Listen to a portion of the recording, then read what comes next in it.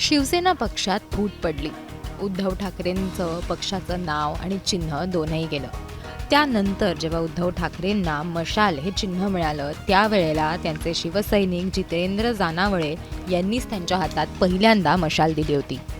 पण उद्धव ठाकरेंना त्यानंतर अनेक जण सोडून गेले. अनेक आमदार, खासदार त्यांची साथ सोडून अनेक पदाधिकारी, कार्यकर्ते यांनी सुद्धा वेगळ्या पक्षात जाण्याचा मार्ग निवडला.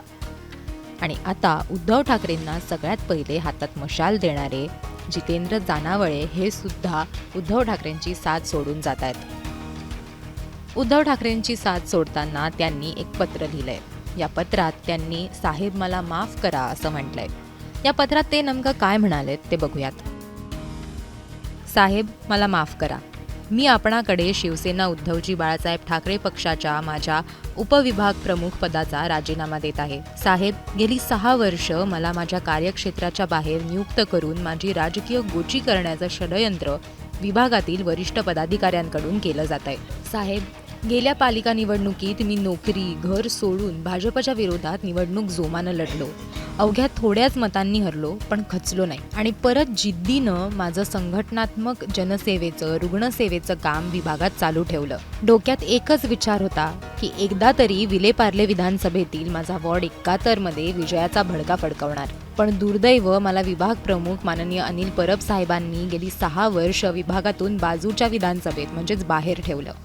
वारंवार विभाग प्रमुख माननीय अनिल परब साहेबांना मी विभागात परत घेण्याची विनंती केली, पण त्यांनी फक्त तारखाच दिल्या आणि निराशा केली. एवढंच नाही तर मी वास्तव्यास असलेल्या विलेपार्ले विधानसभेच्या बैठकींना मी स्थानिक पदाधिकारी नसल्यानं मला अपमानही सोसावा लागला. हे सर्व मला डावलण्याचा प्रकार माझ्यासोबत जाणून बुजून होत होता हे मला जाणवत होतं. तरी मी 6 वर्ष संयम ठेवून संघटना वाढवण्यासाठी काम करत राहिलो.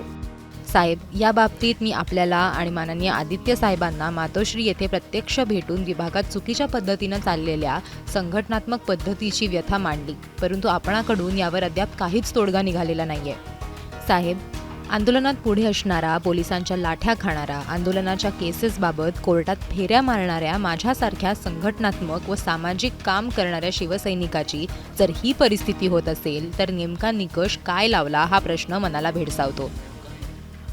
साहेब, या सर्व संघटनात्मक चुकीच्या पद्धतीला मी कंटाळलो असून मला कुणाच्याही दबावाखाली आणि कार्यरत असलेल्या विभागाच्या बाहेर पदाधिकारी म्हणून काम करायला एक शिवसैनिक म्हणून जमणार नाही. साहेब, माझी क्षमता असताना मला डावलण्यात येतं हे मी किती दिवस सहन करायचं हा विचार करत बसण्यापेक्षा मी माझ्या उपविभाग प्रमुख पदाचा राजीनामा जड अंतःकरणानं आपल्याकडे या पत्राद्वारे देत आहे. साहेब, मला माफ करा. आपला नम्र जितेंद्र जानावळे.